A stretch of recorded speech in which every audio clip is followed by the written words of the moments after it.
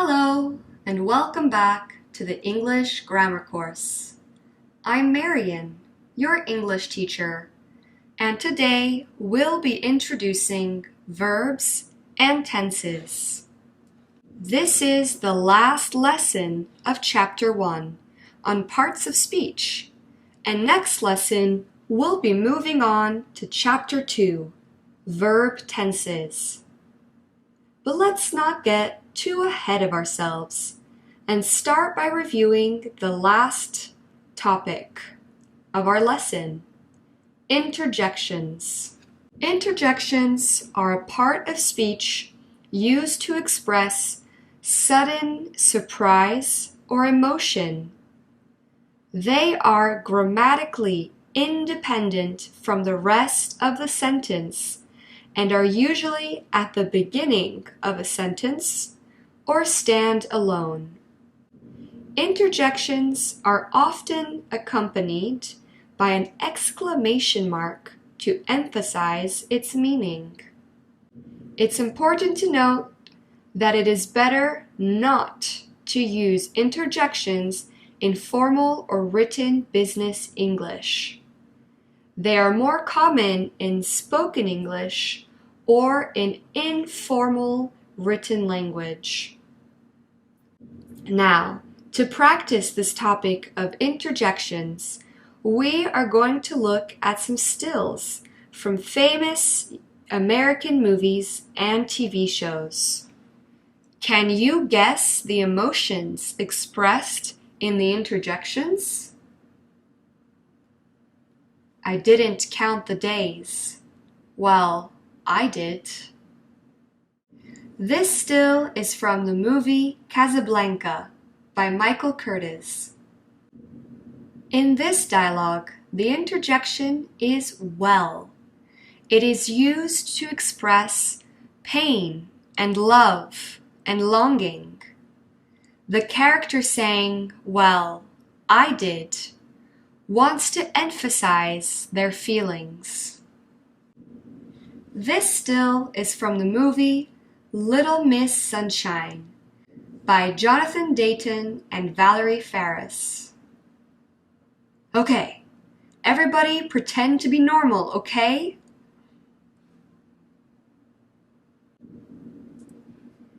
In this text, we have one interjection used twice.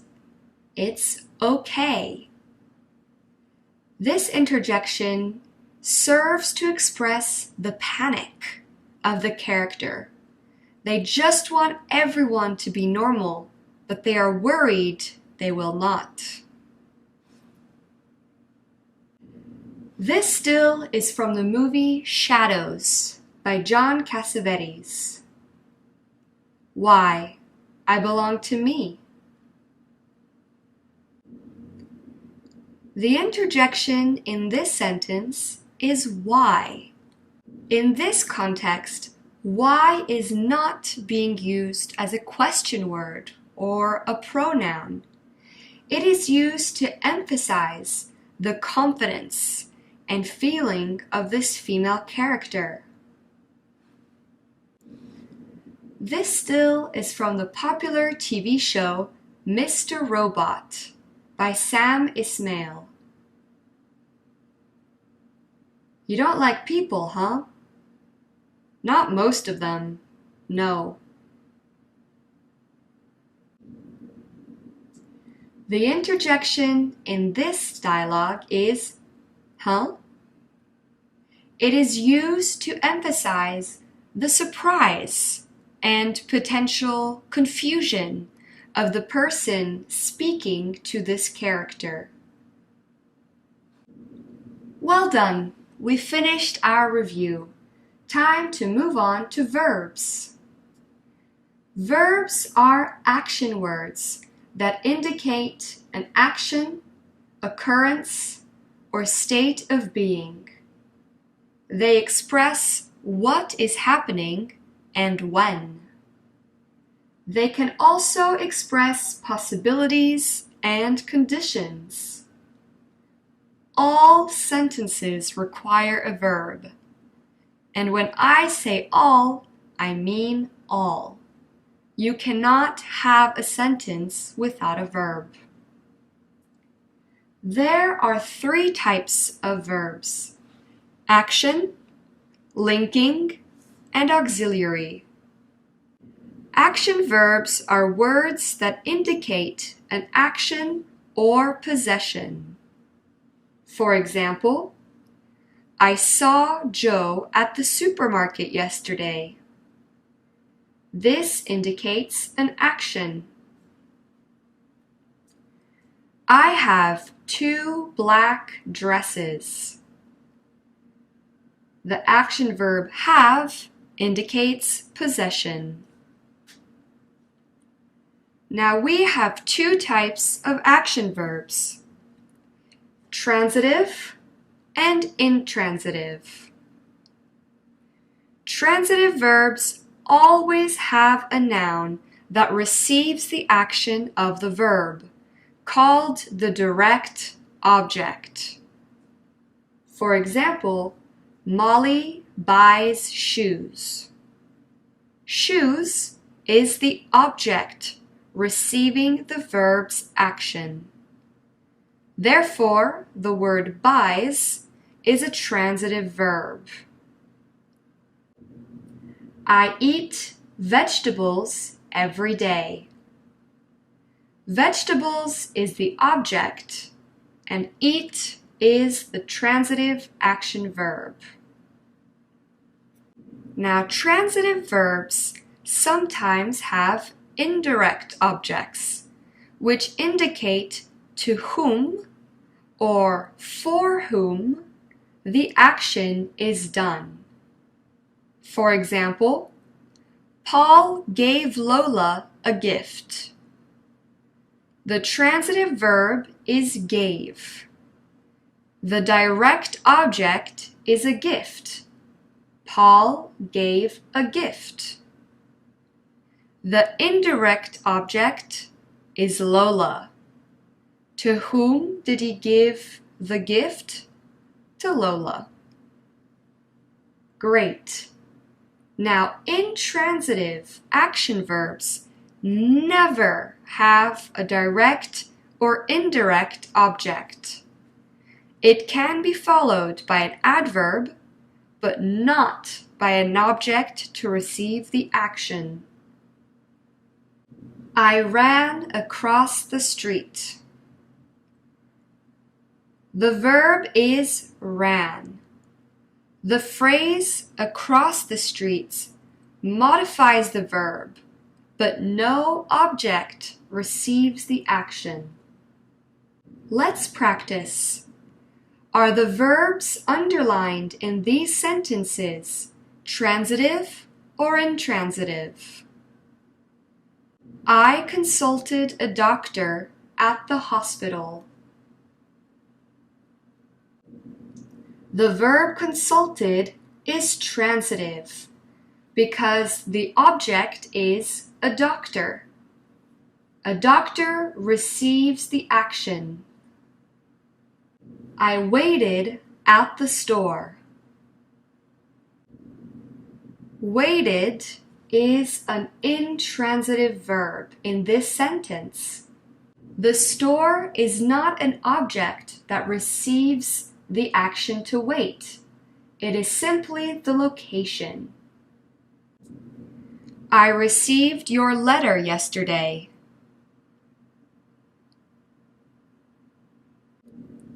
Received is a transitive verb. What did I receive? Your letter. Letter is the direct object of this verb. The loud noise woke me. Woke is a transitive verb in this sentence. What did the loud noise wake? It woke me. Me is the direct object. The wind was blowing loudly last night. The verb blowing is intransitive. All right, great practice. Now it's time to move on with linking verbs. A linking verb is used to describe how the subject of a sentence is feeling. For example, Joey feels excited. Excited indicates the emotions that Joey has. The verb feel describes this emotion. The key is to understand that action verbs indicate what something is doing or what someone is doing, while a linking verb indicates how they feel. To recognize a linking verb, you can try to replace the main verb with the verb to be in all its forms, present, past, and future, and see if the sentence still makes sense. If it does, then it's a linking verb.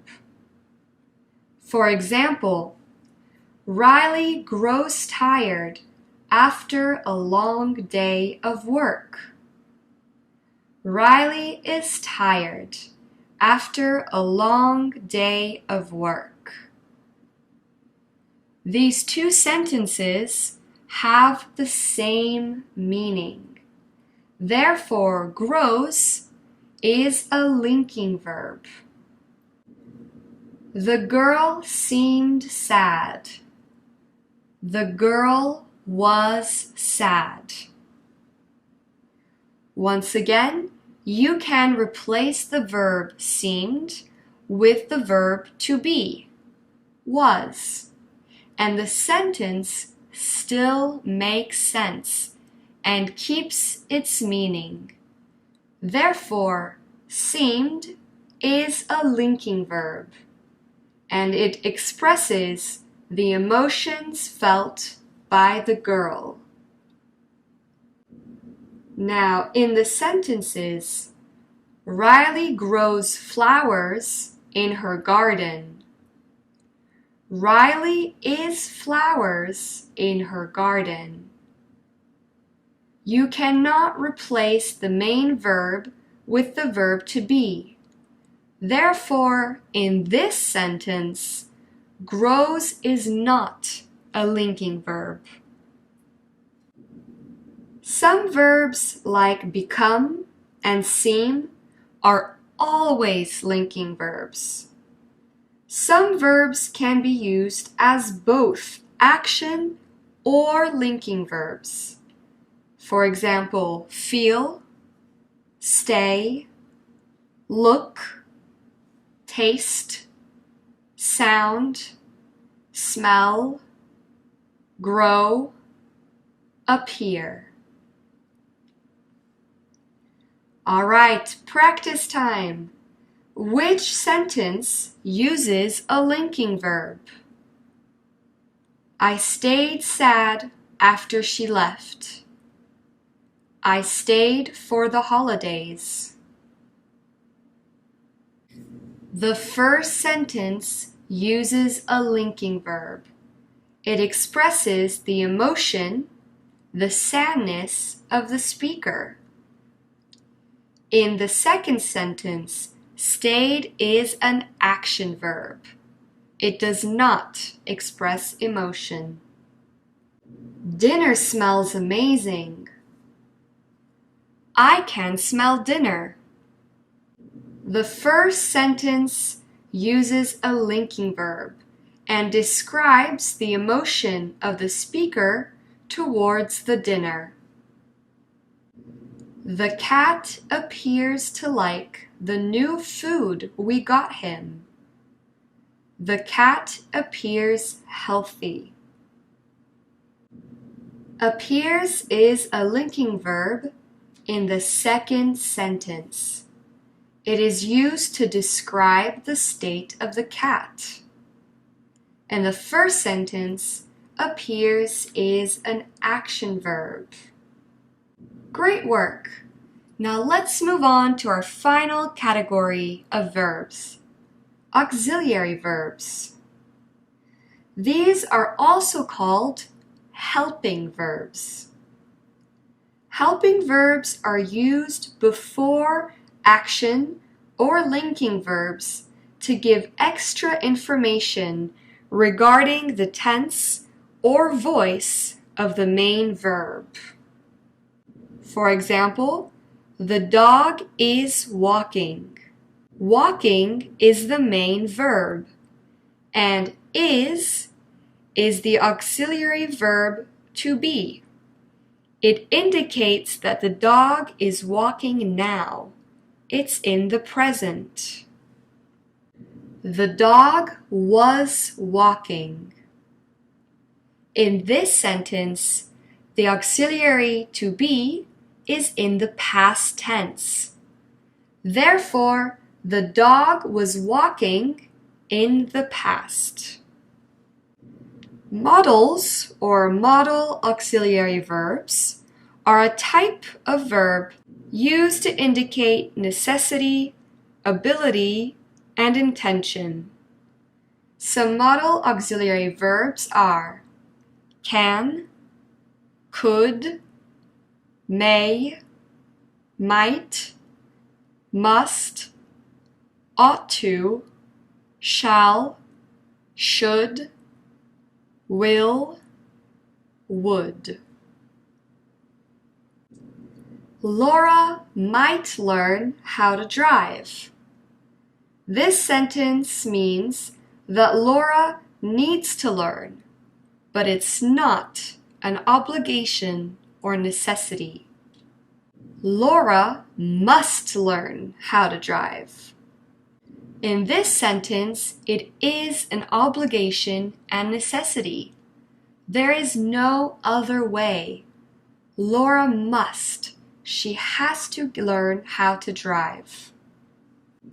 Now, as you can see, by just changing the modal auxiliary verb, you can completely change the meaning of a sentence.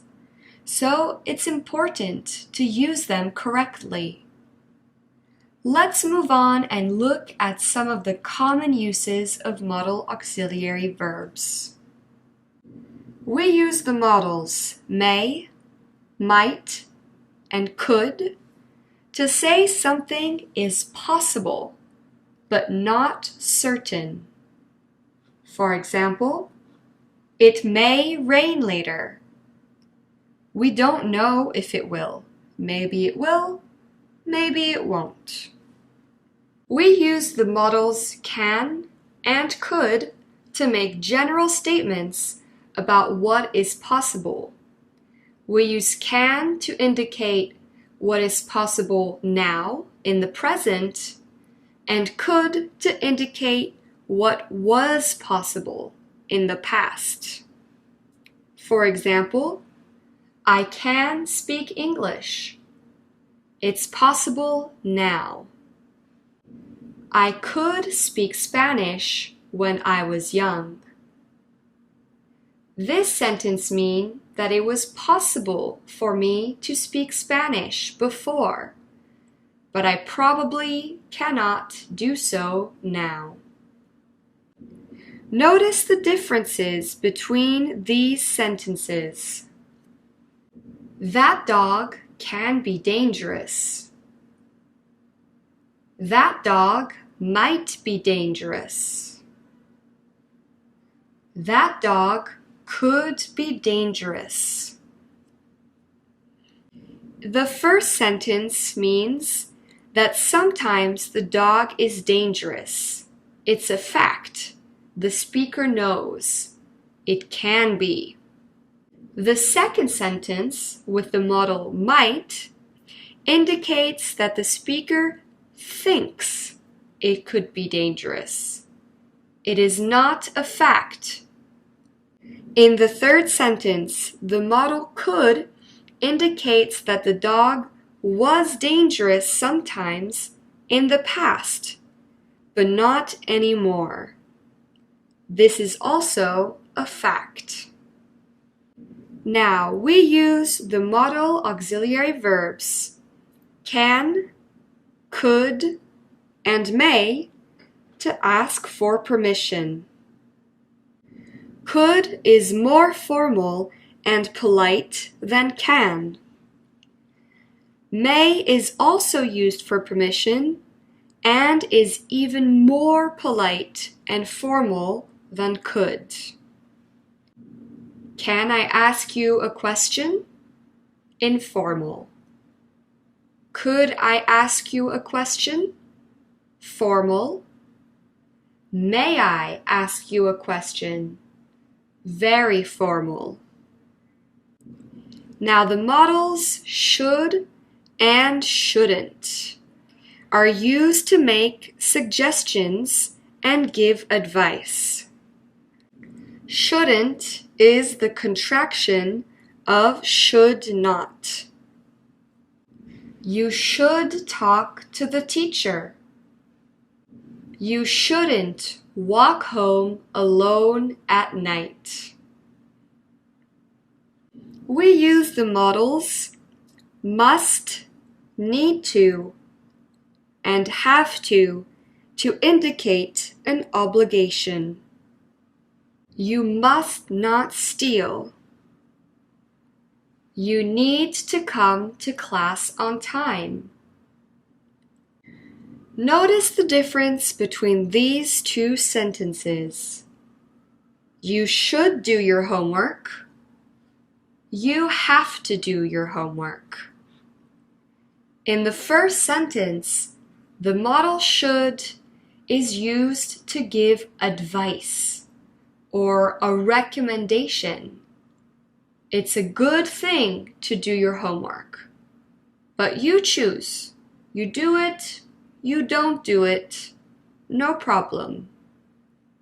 In the second sentence, the modal have to indicates that the homework is an obligation. Finally, the modals will and shall are used to make predictions and state facts about the future. I will go shopping tomorrow. This is a firm plan for the future. Now notice the difference between these sentences. I will visit my sister tomorrow. I might visit my sister tomorrow. I can visit my sister tomorrow. I should visit my sister tomorrow.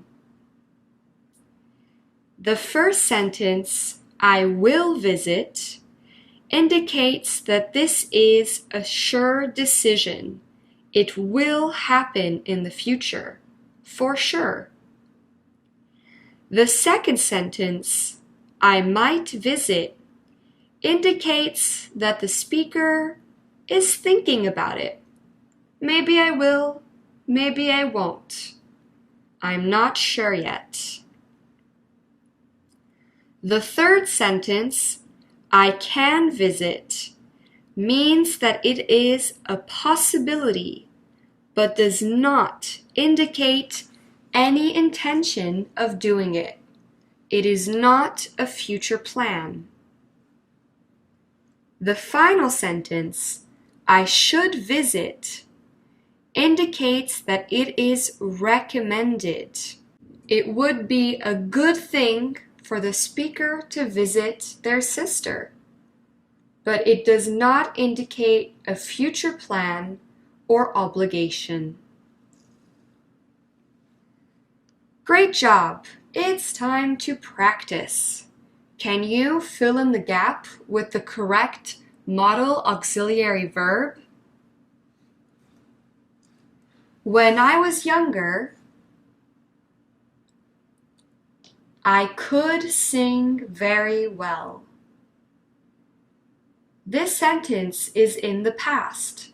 Therefore, we use the past form of the modal can to indicate a possibility.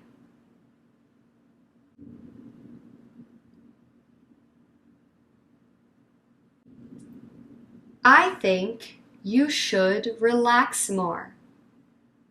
This sentence is giving advice or a recommendation. Therefore, we can use should.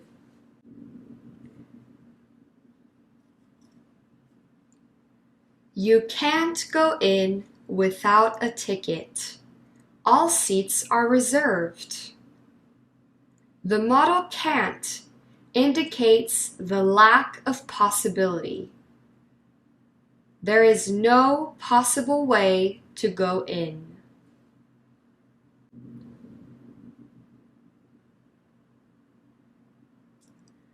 All passengers in a car must wear a seatbelt. It is an obligation. You cannot choose if you want to wear the seatbelt. You must. Otherwise, you'll get in trouble.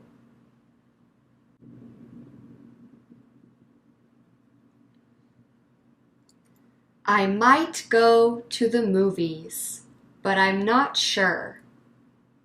The modal might indicates a possible future intention. Maybe the speaker will go to the movies, maybe they won't. We can also use the modal, I may go to the movies, but I'm not sure.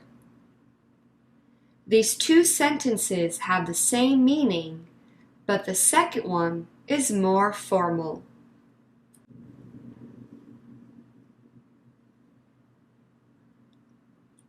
It will rain tomorrow. The weather forecast confirmed it.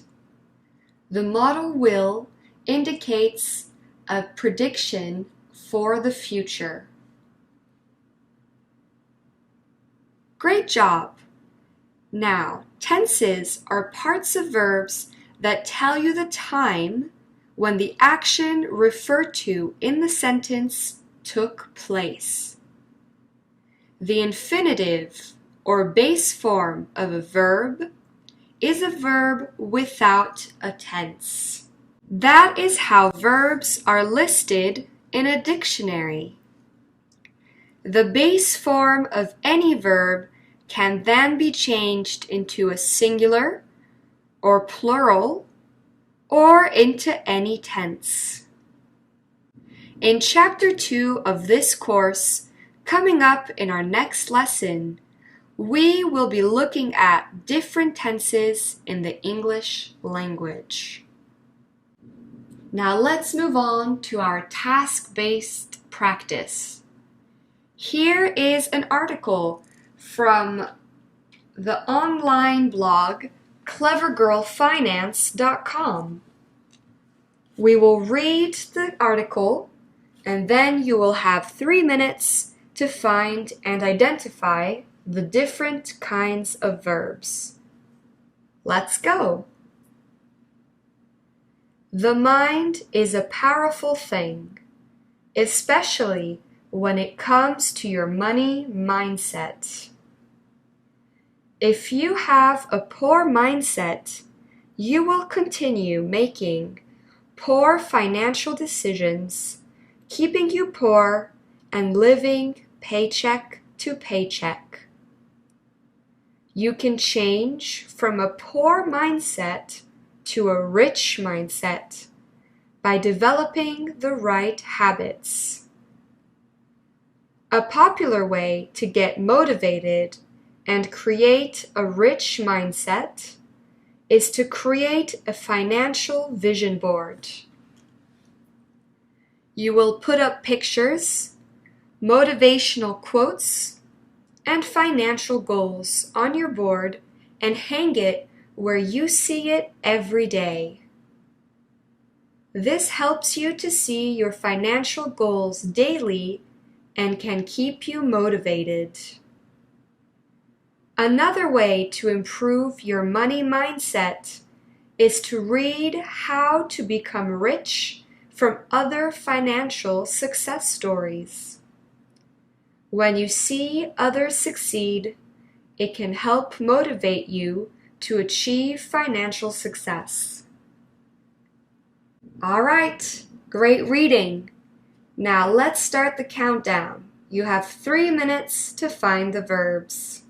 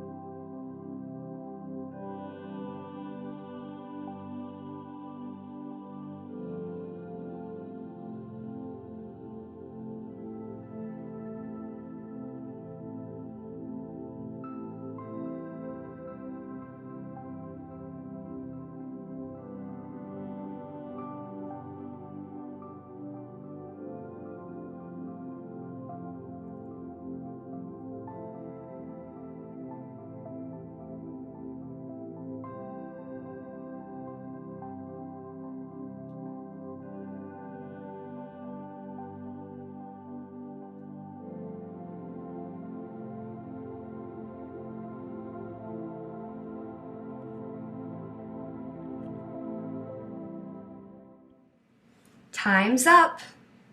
Now let's see what you've found.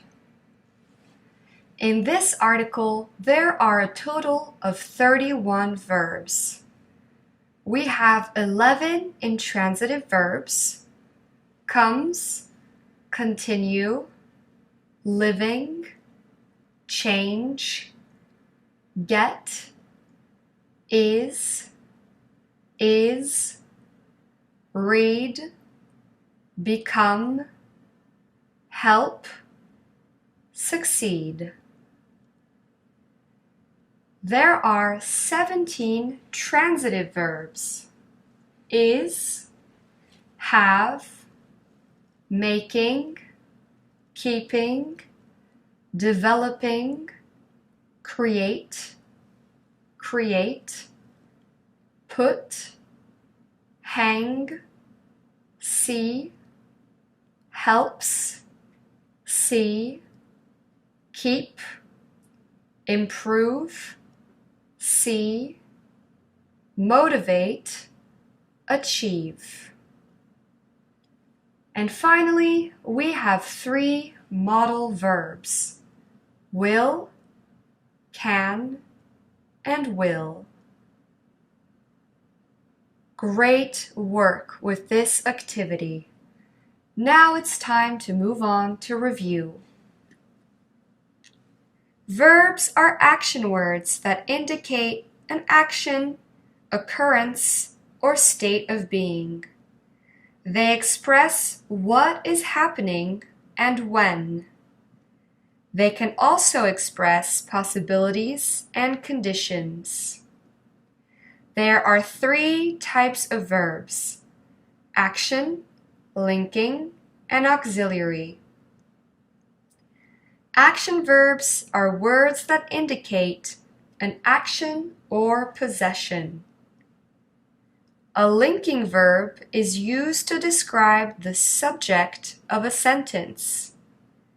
To recognize a linking verb, you can try to replace the main verb with the verb to be and see if the sentence still makes sense. Auxiliaries, also called helping verbs, are used before an action or linking verb to give extra information regarding the tense or voice of the main verb. Some examples of auxiliary verbs are is, was, been, has, have, had. Modals are a type of auxiliary verb that are used to indicate necessity, ability, or intention. For example, can, could, may, might, must, ought to, shall, should, will, would. Great work! We have finished this introductory look into verbs, as well as the first chapter of this course. Congratulations, and see you soon.